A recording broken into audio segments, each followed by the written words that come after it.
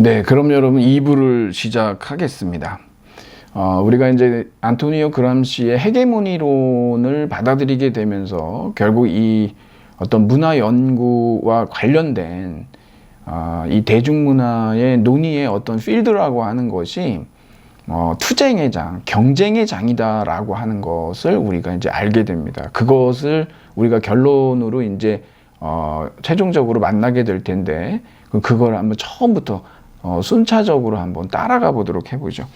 여러분, 우리 과제에 보면 그 문화주의 전통하고 구조주의 전통 간의 공통점과 차이점을 한번 밝혀보는 게 있습니다. 우리 뭐 책에 교재에 잘 나와 있지만 여러분들이 문화주의가 뭐고 구조주의가 뭐고, 사실 이게 구조주의에 대해서는 우리가 따로 굉장히 길게 공부를 하게 될 텐데, 제가 미리 말씀도 드렸지만 우리의 어떤 이 문화 연구에서 가장 중요한 그 문화 이론을 하나 꼽아라 그러면은 구조주의입니다, 여러분.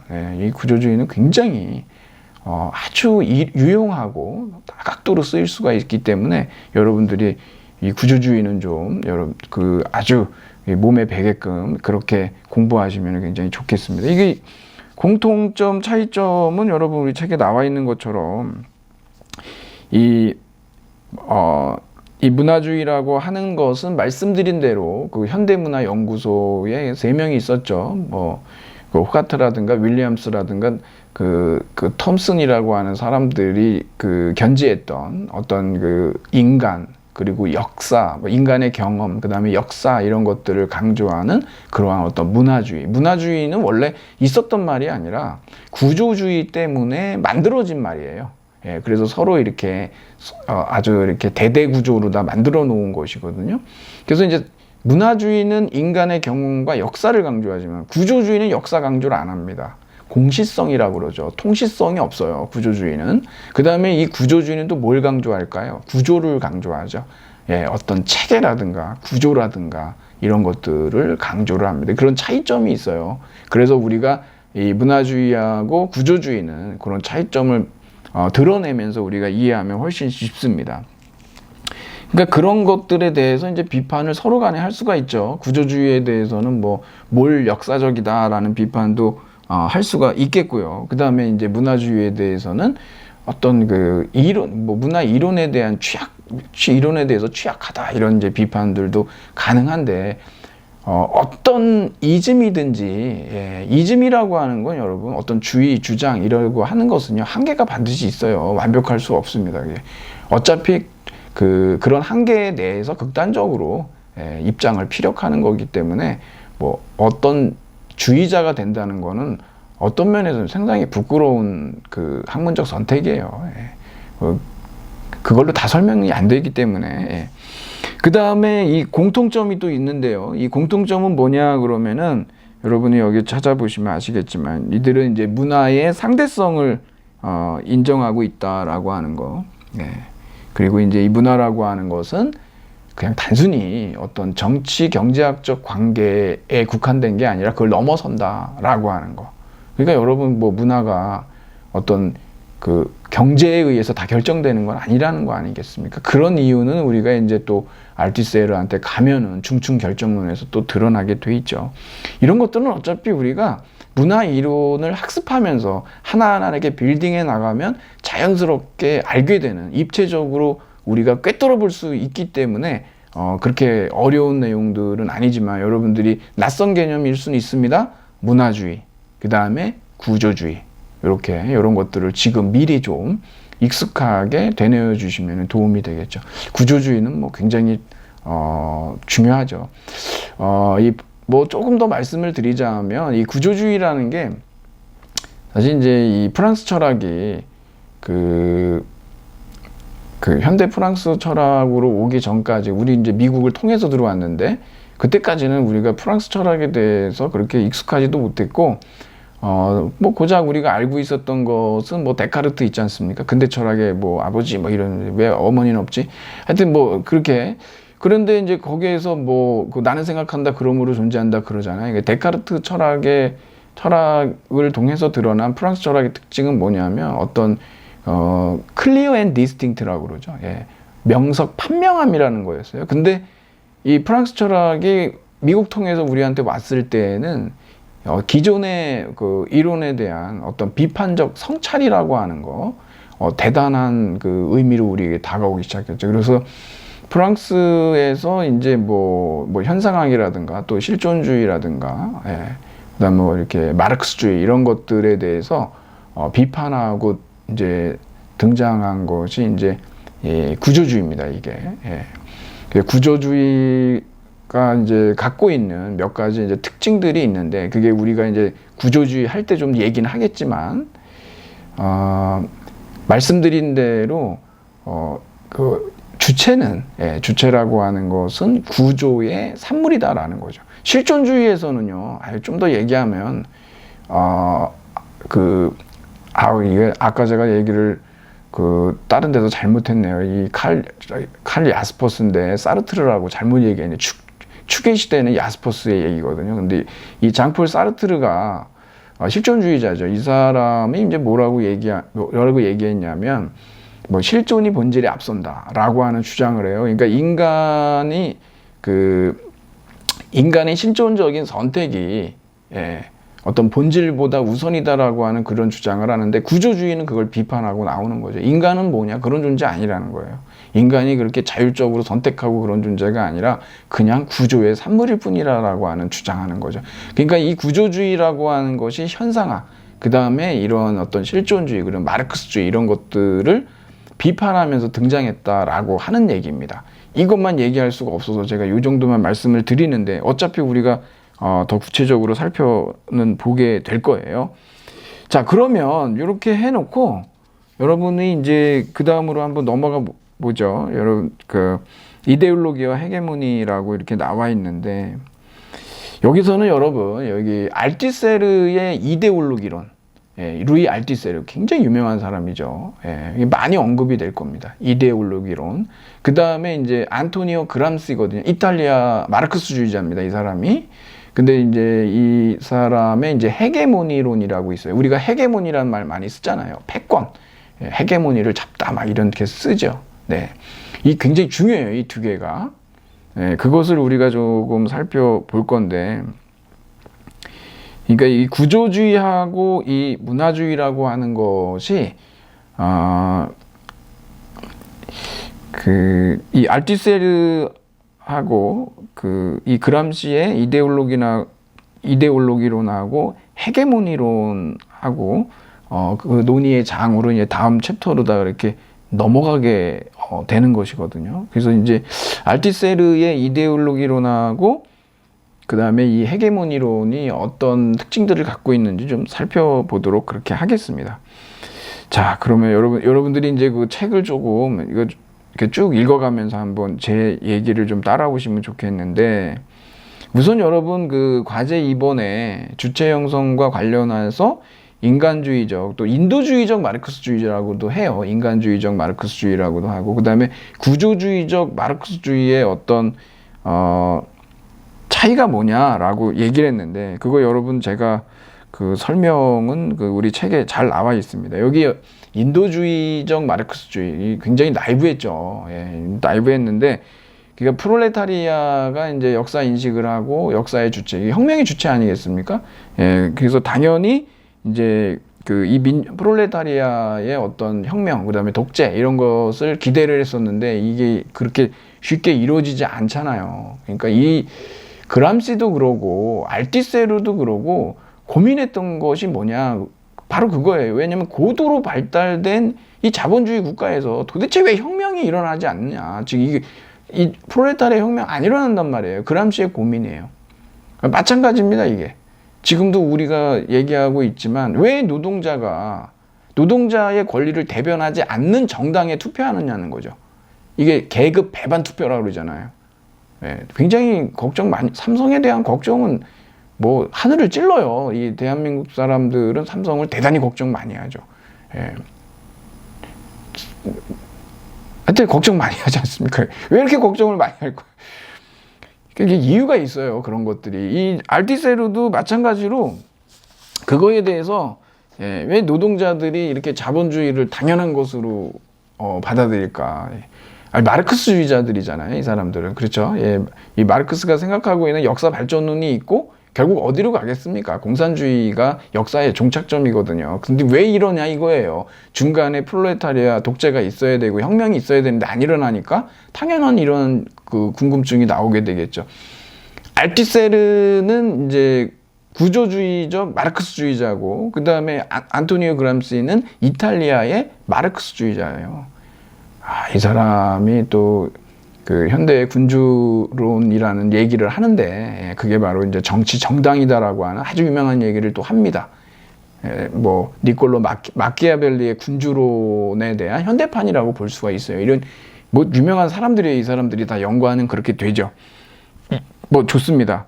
이게 얘기하다 보면 이렇게 옆으로 막 가고 정신이 없기도 하고 그러는데, 여하튼 이런 인간주의적인 이 마르크스주의하고 이 구조주의적 마르크스주의의 어떤, 여러분들이 한번 이 차이점을 한번 찾아서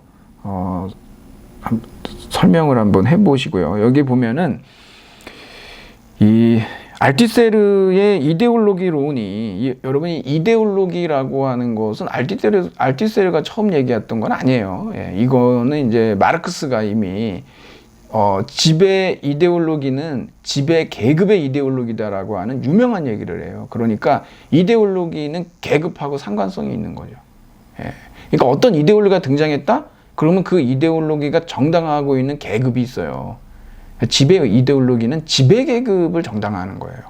예. 그렇지 않습니까? 그래서 근데 그 이데올로기론에 대해서 알티세르가 이 마르크스주의라고 하는 마르크스주의에서 마르크스가 얘기했던 이데올로기는 조금 단편적이에요. 여기 지금 나오지만 여러분들이 보면은 토대 결정론이라고 그래서 마르크스주의에서는 이 하부 구조인 경제가 상부 구조를 다 결정해 버리거든요. 예. 근데 이것이 이 알티세르의 고민이죠. 왜 노동자가 자본주의를 타도하지 않지라고 하는 이런 궁금증으로부터 이 이데올로기론이 더 발전을 이룬 거죠. 그래서 이제 알티세르는 구조주의 마르크스주의자로서 마르크스를 비판하면서 토대 결정론이 아니라 중층 결정론이라고 하는 멋진 주장을 합니다. 중층 결정이라고 하는 건 뭐냐면, 그러니까 경제주의로 끝나는 게 아니고 토대주의, 경제주의, 뭐 경제가 최고고 이 토대가 사실은 모든 걸 결정한다라고 하는 것이 아니고, 토대 환원주의 얘기하는 게 아니라 사실은 정치, 경제, 문화라고 했을 때 사실은 이것들이 상호 간의 제한적 자율성을 갖고 영향을 주고받는다라고 하는 거예요. 그러니까 하나가 결정하는 게 아니라 그 중층 결정이라고 하는 말이 그래서 나온 거죠. 상대적 자율성 속에 뭐 문화가 주도권을 잡을 수도 있고 정치가 잡을 수도 있고 경제만은 아니다라고 하는 이런 주장을 했던 게 굉장히 중요하고, 그다음에 두 번째는 또 뭐가 있냐면, 여러분 3번에도 나와 있지만 이 알티세르가 얘기했던, 우리가 나중에 더 자세하게 볼 겁니다. 그 ISAS라고 하는데, 이 이데올로기라고 하는 것이 있지 않습니까? 그 이데올로기적 국가장치라고 하는 게 있고, 제가 거기다 또 써놨죠. 억압적 국가장치가 있어요. 이 이데올로기적 국가장치는 ISA 대문자, 그 다음에 S는 소문자로 써요. 많잖아요. 예, 이데올로기적 국가장치에 속하는 것들이 뭐가 있냐 그러면 학교, 교회, 뭐 많이 있습니다. 이런 거, 어떤 기관들. 그런데 제가 여기도 나왔지만 억압적 국가장치에 속하는 건 뭐냐 그러면, 요건 이제 책이 있어요. 여러분, 이거 논문인데 제가 여러분한테 가르쳐 드리도록 하겠습니다. 억압적이니까 뭡니까? 이거 굉장히 그 법률적인 어떤 그 제도적 강제가 가능한 그런 장치들이거든요. 대표적인 것은 뭐냐면 군대, 경찰, 재판소, 법원과 그 기관, 여기서 그 기관이라고 하는 건 교도소 같은 거를 얘기하는 거예요. 여기는 억압적이죠, 여러분. 강제성이 있지 않습니까? 물론 그 앞에 국가 원수, 정부와 집행수단으로서의 행정관청도 해당이 됩니다. 그런데 국가 원수와 정부와 집행수단으로서의 행정관청은 특히 정치적인 국가장치라고 따로 또 얘기를 합니다. 그러니까 지금 알티세르가 얘기하는 무슨 국가장치들이 있어요. 이데올로기적이냐, 억압적이냐, 아니면 정치적이냐, 이런 국가장치들이 있어요. 이것들이 네트워킹을 만들어가지고서는요, 예, 이 이데올로기를 확대 재생산한다라고 하는 겁니다. 예. 그래서 이상하게 보면 여러분, 정부의 주장하고, 예, 경찰, 군대, 그 외에 뭐 교회, 심지어 학교, 일사불란하죠. 예. 그게 왜 그러겠습니까? 이런 공모관계가 있는 거예요. 이걸 통해서 이데올로기를 갖다가 확대 재생산하는 것이죠. 자, 이게 이제 그 알티세르의 아주 중요한 공헌이고, 그 다음에 또 뭐 있냐면 이데올로기를 통해서 주체를 형성한다. 이거 여러분 주체 형성 중요하다고 얘기했죠. 특히 이 알티세르가 얘기하는 호명태제가 있어요. 부른다 그러거든요. 뭐 내가 너를 불렀을 때 네가 꽃이 됐다, 이런 개념하고 굉장히 비슷한데, 호명태제죠. 부르면 거기에 대답하면서 뭐가 됩니까? 주체가 된다라고 하는 거. 이걸 호명태제라고 그러고 우리가 이제 나중에 보게 될 겁니다. 그래서 대중매체에 의해서 주체가 이렇게 형성이 된다라고 하는 겁니다. 그래서 주체는 이데올로기에 의해 형성되는 사회적 존재로 이데올로기를 담아내는 그릇이다라고 하는 표현까지 쓰죠. 그러니까 여러분이 생각할 때 이 주체는 제가 말씀드렸다시피 그런 어떤 자율적 주체 아니라고 말씀드렸습니다. 복종적 주체, 복종 주체, 서브젝트에 대한 설명하면서 제가 그래서 말씀드린 거예요. 여기까지가 이제 알티세르의 이데올로기론이고요. 또 할 겁니다만, 그 다음에 그람시의 헤게모니론으로 한번 가보죠. 여기 지금 이 4번에 보면 알티세르하고 그람시가 얘기하는 이데올로기 형성 장소가 달라요. 아까 지금 우리가 봤듯이 국가장치라고 나왔었지 않습니까? 그래서 알티세르는 이데올로기가 만들어지는 곳은 어디냐면 국가예요. 예, 더 스테이트죠. 그런데 그렇게 이데올로기에 의해서 호명태제가 나왔다 하더라도 그런 대중들이 단순히 수동적 주체만은 아니거든요. 저항을 한단 말이에요. 이걸 드러내질 못해요. 알티세르의 이데올로기로는. 그람시가 그걸 가지고 나온 겁니다. 이게 그람시가. 그래서 이제 그람시는 그 이데올로기의 어떤 형성 장소를 어디를 얘기하냐 그러면 시민사회라고 얘기하면서 이게 이제 훨씬 더 우리가 이제 궁금했던 부분들에 대해서 이론적인 설명 체계로서 더 설득력을 갖게 된다라고 하는 것이죠. 그거 여러분들이 한번 보세요. 예. 자, 그래서 이제 그 헤게모니론하고 이데올로기론의 공통점과 차이점이 있는데, 공통점으로는 뭐 이데올로기는 두 이론 모두에서 다 고정된 것은 아니다라고 하는 것이죠. 그러니까 이제 마르크스가 얘기했듯이 지배 이데올로기는 그냥 지배 계급의 이데올로기니까 그것이 변화가 없다라고 하는 거 아닙니다. 거기에 저항이 따르거든요. 그렇기 때문에 거기에서도 계속해서 변화를 그 안에 가지고 갈 수밖에 없다라고 하는 것을 이 이데올로기론하고 헤게모니론이 이제 잘 드러내고 있고, 근데 이데올로기론이라고 하는 것은 헤게모니론보다도 좀 정적이에요. 근데 우리가 알다시피 이거는 이제 어떤 경쟁의 장이고 투쟁의 장이지 않습니까? 그런 것들을 더 잘 드러내고 있는 것은 결국 헤게모니론이다라고 하는 겁니다. 자, 그리고 이제 거기 이제 뭐 절합이라고 하는 굉장히 독특한 아티큘레이션이라고 그러거든요. 이게 이제 그 문화 연구에서 아주 독특한 아주 이 전문 용어예요. 예, 아티큘레이션이라고 하는 거. 그러니까 그 어떤 두 사회 세력이 이제 결합하게 되는. 예, 그러니까 자본주의 사회가 열렸다 하더라도 어떤 그 봉건영주하고 이게 서로 거기에서 이제 일시적으로 공존하는 그런 상태들이 있거든요. 그런 것들, 그러니까 두 사회 세력이 서로 함께 결합해서 존재하는 경우들이 있는데, 그런 걸 우리가 이렇게 아티큘레이션이라고 얘기를 한다라고 하는 것이죠. 자, 그 정도로 말씀을 드리면서, 그 다음에 이게 이제 제가 거의 요게 이제 마지막 논의가 될 것 같은데요. 이제 여러분이 우리가 어디로 넘어오냐 그러면은 이제 구조주의를 봤어요. 이제는 뭐냐면은 포스트 구조주의, 우리가 이제 후기 구조주의 또는 포스트 모더니즘이라고 얘기를 합니다. 보통은 여러분 후기 구조주의하고 포스트 모더니즘을 구분을 해야 되냐 말아야 되냐 뭐 논란들도 많이 있고 그러는데 구조주의 다음에 후기 구조주의가 나오는데 이 후기 구조주의의 문학 예술 있지 않습니까? 그 파트를 특별히 우리가 뭐라고 얘기하냐 그럼 포스트 모더니즘이라 그래요. 예, 그러니까 포스트 모더니즘에서는 항상 문학 관련 용어들이 등장한다라고 하는 거 여러분들이 꼭 알아두시면 좋겠습니다. 그러니까 후기 구조주의가 포스트 모더니즘의 상위 개념이에요. 예, 어떤 사람들은 그냥 막 바꿔 쓰고 막 그러는데 그러면 안 됩니다, 여러분. 예, 후기 구조주의가 더 큰 개념이에요. 그 밑에 이제 문학하고 예술 쪽에 이 파트를 특히 이제 우리가 포스트 모더니즘이라고 하는 거고, 여기 지금 포스트 모더니즘 나왔잖아요. 이거 왜 그러냐면 제가도 여기 써놨지만 여러분 6번에 장 프랑스와 리오따르가 있잖아요. 이 포스트 모던의 조건이 있어요. 여기 이제 서론에서 이렇게 얘기를 하죠. 포스트 모던을 뭐라고 이 사람이 얘기하냐 그러면 대서사에 대한 불신과 회의 이렇게 얘기해요. 여러분 대서사라고 하는 건 뭐냐면 그랜드 내러티브라고 하는데 거대 서사라고도 얘기하죠. 어떤 것이 거대 서사일까요?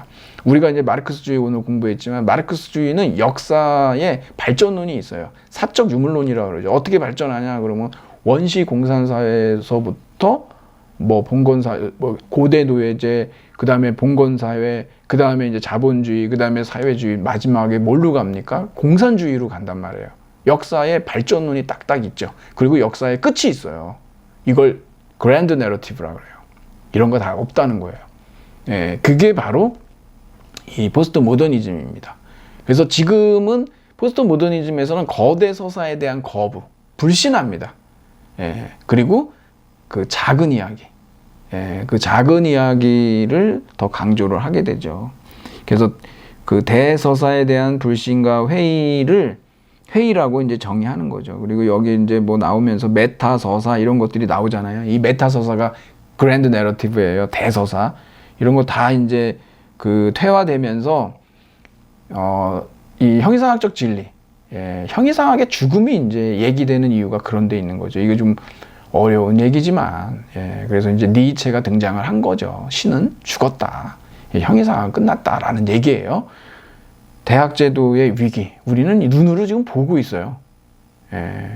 눈으로 보고 있습니다. 그러니까 그런 어떤 이 일종의 뭐 진리 그 자체 뭐 이런 것들을 얘기했던 뭐 진리의 상아탑 이런 것들 어떻게 되겠습니까? 이제 이러한 그랜드 내러티브의 불신과 위기 그리고 이런 파괴 해체들이 진행되고 있기 때문에 더 이상 이런 것들을 서포트했던 많은 그 대표적인 그 아카데믹한 제도들이 이제 위기에 봉착하게 되는 이유가 거기에 있는 거죠. 이것만 위기입니까?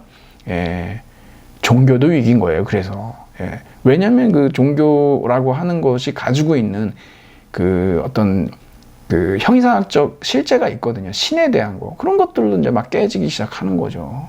해체가 이루어지기 때문에 그렇습니다. 그게 하나의 문화 현상이고요. 여기서 제가 더 강조해 드려야 될 건 뭐냐면 5번에 보면 문화연구의 권력이하고 후기 구조주의의 권력론이 이거 대단히 이게 중요한 얘기인데 여러분 그 후기 구조주의에서는요 여기 지금 권력 문제가 나오는데 미셸 푸코라고 하는 사람이 나와요. 제가 이 얘기를 하려고 7번을 가져온 거예요. 고전적인 권력 모델이 있어요. 인과적 권력 모델이라고 하는데 그건 뭐냐 그러면 그냥 원인이 결과한테 명령을 내리면 그 명령이 수행되는 우리가 기본적으로 알고 있는 거 있지 않습니까? 그러니까 이 권력의 주체인 자아가 타자에게 자아의 의지를 관철시킬 수 있는 힘이 권력이잖아요.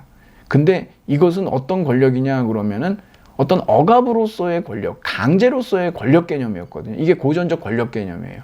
더 이상 권력은 그렇지 않아요.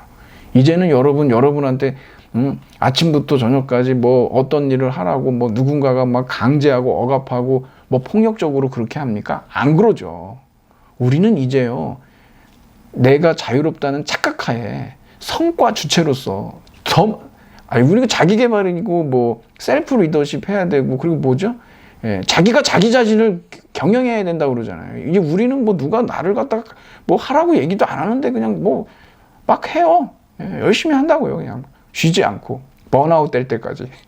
그게 왜 그러냐 그러면은 이제 권력이라고 하는 것이 이제는 강제와 억압의 개념이 아니라 대단히 생산적인 권력이거든요. 이제.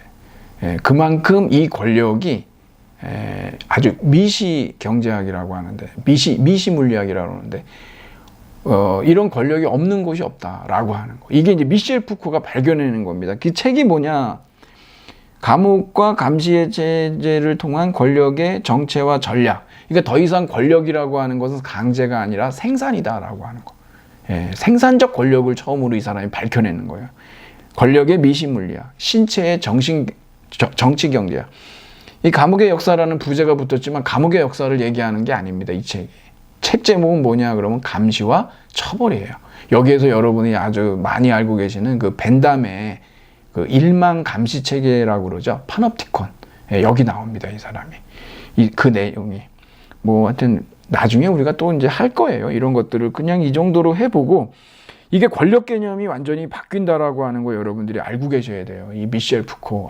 미셸 푸코의 감시와 처벌을 보면 미셸 푸코도 장 보드리아르보다는 그래도 덜한데 미셸 푸코도 결국은 문제 제기는 했지만 해답을 찾지는 못했어요. 조금 얘기는 했어요. 맨 마지막 감시와 처벌의 맨 마지막 줄에 뭐라고 얘기하냐 그러면 으르렁거리는 소리를 듣고 싶다라고 얘기하거든요. 이 사람은 권력에 대해서 투쟁 모델을 가지고 있어요.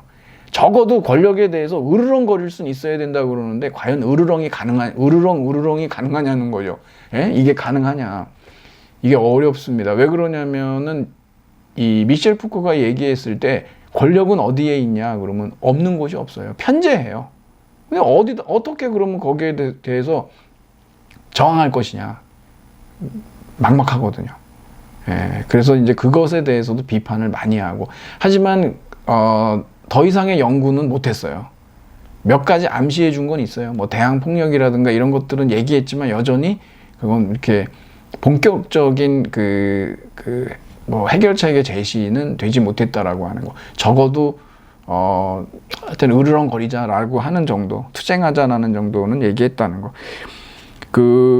아주 굉장히 흥미롭고 아주 중요한 그러한 논의입니다. 그리고 이제 주체 문제가 나오는데 여러분 이렇게 그러다 보니까 제가 또 아까 얘기했지만 정체성의 정치는 불가능하다. 개인도 마찬가지인데요. 이 개인이라고 저라고 하는 개인도 이 주체가요 그냥 하나로 이렇게 정의가 되는 게 아니에요. 여러분이 보시다 보면은 자기 자신이 막 어느 땐 이러고 저럴 땐 저러고 나 왜 이러지 나 미쳤나 여러분이 미쳤나라고 생각하신다면 여러분은 제정신이라는 거예요. 왜냐하면 미친 사람은 미쳤다고 안 하거든요. 적어도 미쳤다라고 얘기할 수 있으면 얼마나 이성적이냐는 거죠. 내가 이성적이니까 내가 미친 줄 아는 거예요. 미친 짓을 한 것도 알고 그렇죠. 그러니까 무슨 얘기냐면 주체인 자체 우리 주체로서의 자기 자신이 굉장히 복잡하고 다층적이에요. 그래서 하나로 규정이 안 돼요. 그래서 누군가 여러분에게 당신은 이런 사람이지 라고 얘기하면 기분 나쁘잖아요. 왜? 뭐 그럴 때도 있지만 꼭 그렇지는 않은데 뭐 이렇게 되니까 나도 나 자신을 잘 모를 때가 많지 않습니까? 그 정도로 이것이 좀 그렇단 얘기고 8번으로 한번 가볼까요 여러분? 이거 시간관계상 제가 여러분한테 이 그람시의 더 파퓰러 개념이 있는데 이걸 가지고 보면 대중문화에 대한 헤게모니 정의법이 있어요. 여러분들이 이거 찾아보시면 금세 찾을 수 있는데 그러니까 이제 일상생활에서 동의를 바탕으로 정당성을 확보하려는 경쟁의 산물이다. 즉 이게 뭐냐면 헤게모니론 자체가 결국은 투쟁이고 경쟁의 장이잖아요. 동의만 하는 게 아니고 또 그렇다고 저항만 하는 것도 아니고요. 이게 굉장히 재밌는 거죠. 밀고 당기는. 그것이 대중문화다라고 하는 겁니다. 그렇기 때문에 우리가 대중문화는 그냥 적은 문화로 그렇게 폄하해서는 안 되고 대중문화에서 새로운 주체의 가능성을 어떻게 해서든지 우리가 끌어낼 수 있어야 한다라는 것이죠. 굉장히 장황한 얘기를 하다 보니까 뭐 많은 얘기는 했는데 정신은 좀 없었던 것 같습니다. 근데 뭐 불가피합니다. 이 문화 연구의 이 장은. 여러분 여하튼 장시간 들으시느라고 고생하셨습니다. 그러면 여기서 오늘은 마치도록 하겠습니다. 수고하셨습니다.